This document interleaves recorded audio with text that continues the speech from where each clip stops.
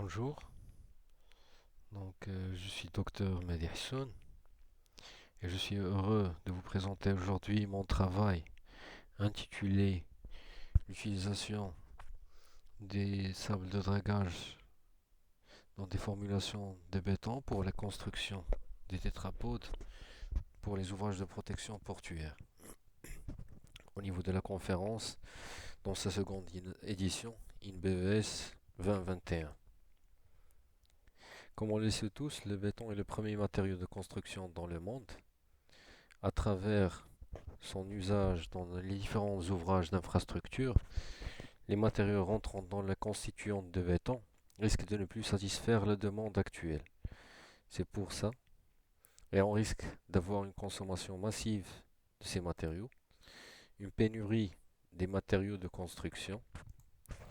C'est pour ça qu'il faut commencer à chercher d'autres alternatives, notamment la substitution et le remplacement du sable ordinaire par le sable de dragage portuaire. Commençons tout d'abord par définir c'est quoi le dragage portuaire. Il s'agit d'une opération de maintenance qui s'effectue dans les ports nationaux ou bien internationaux.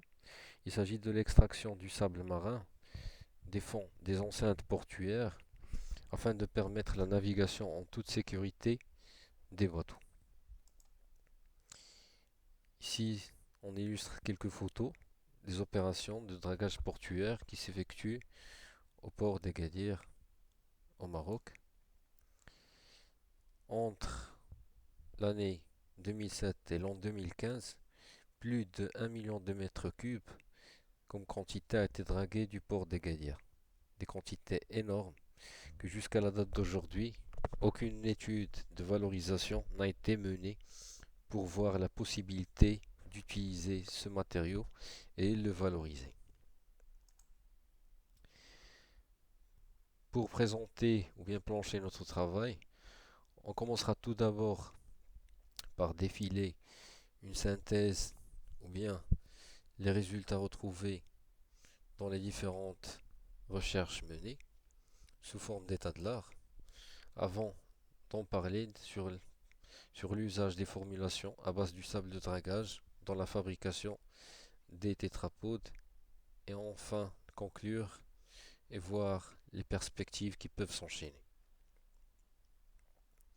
Des études ont été menées sur la possibilité d'utilisation du sable de dragage à l'échelle internationale.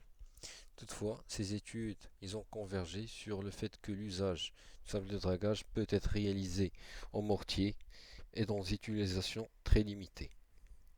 Également, les utilisations ont été réalisées sans pré-traitement du sable de dragage.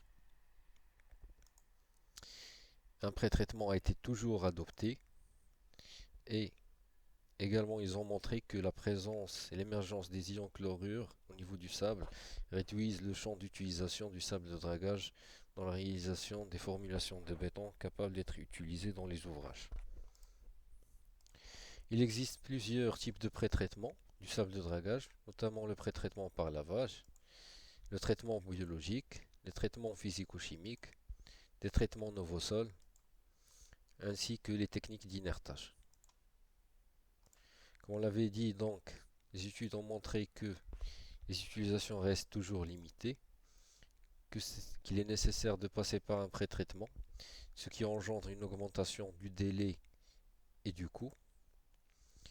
Et également, on a un manque de réglementation qui régit cette problématique du sable de dragage qui est généralement considéré comme déchet.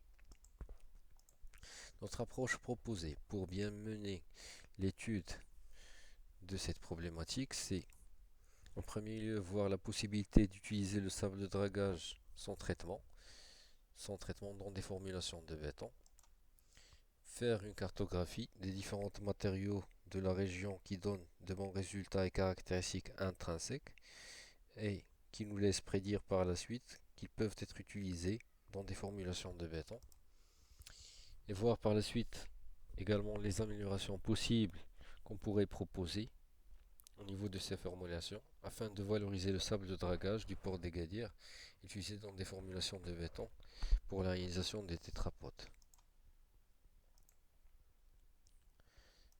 pour l'utilisation des formulations de béton à base du sable de dragage dans la construction des tétrapodes.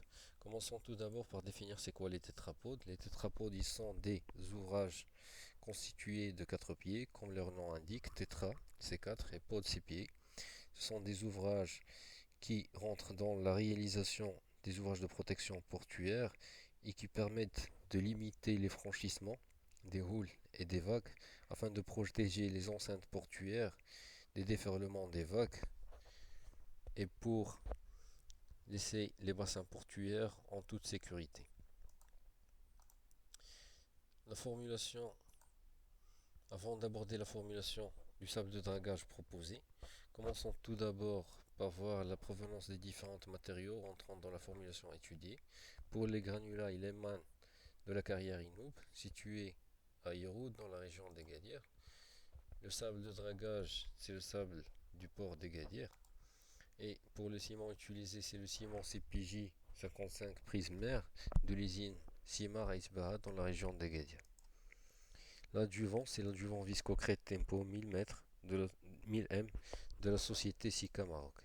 Et l'eau de gâchage, c'est l'eau de puits. En premier, on a réalisé quelques essais pour les différents matériaux rentrant dans la constituant de la formulation de béton, notamment les gravettes G1, G2 et le sable. On a commencé par la mesure des différentes caractéristiques, notamment la propreté des échantillons G2 et G1, également par la mesure du coefficient d'aplatissement, de la propreté. Ainsi pour les sables, on a mesuré l'équivalent de sable et le module de finesse, que ce soit pour le sable de dragage, le sable concassage ou bien le mélange constitué de 50% du sable de dragage et du sable de concassage. Et les résultats ont été très satisfaisants.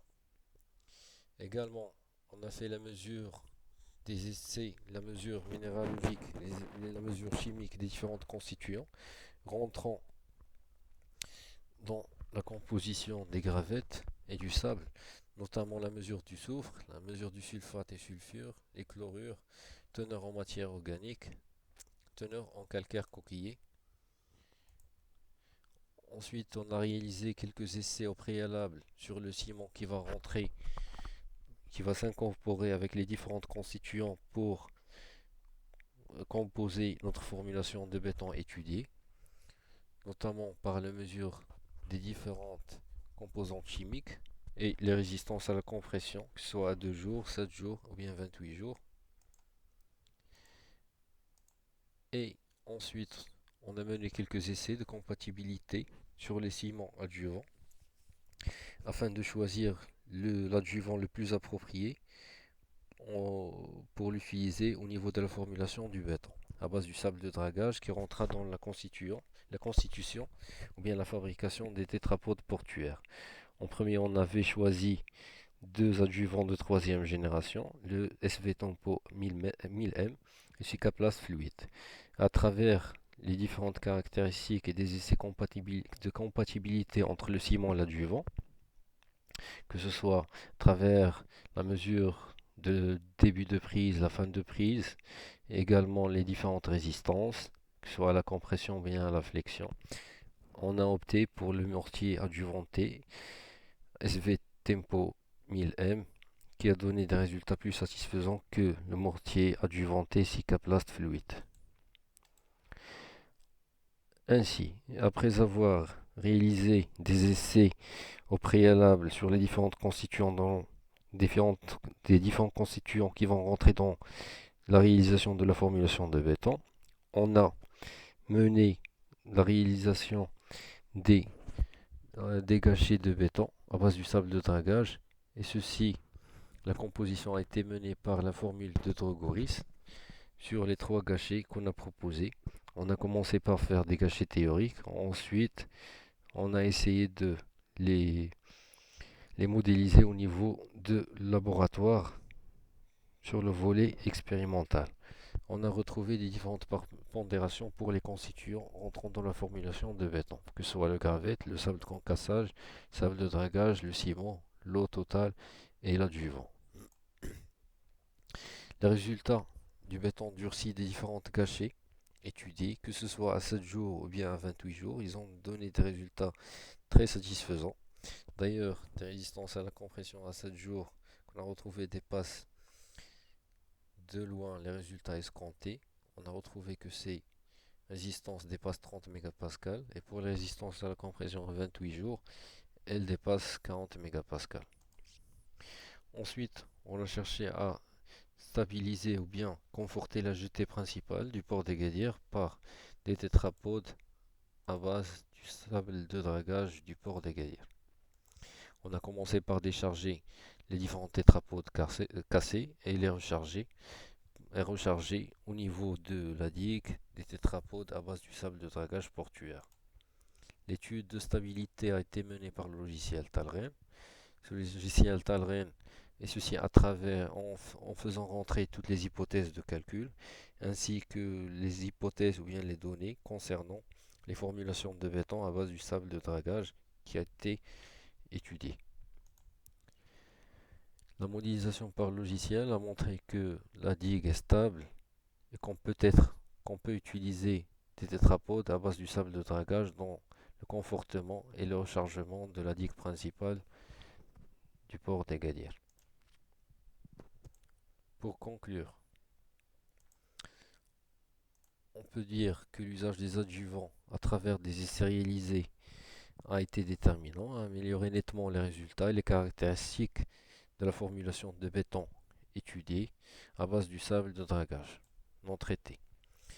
Le sable de concassage également peut remplacer le sable ordinaire et se combiner avec le sable de dragage non traité pour la formulation étudiée et donner également des résultats bien meilleurs.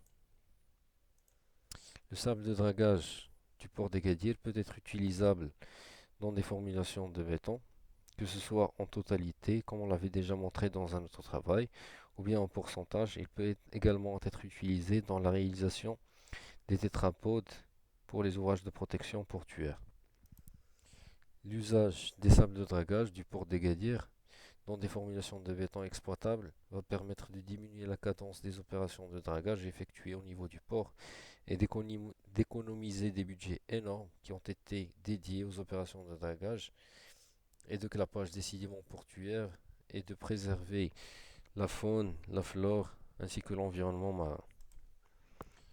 Merci de votre attention.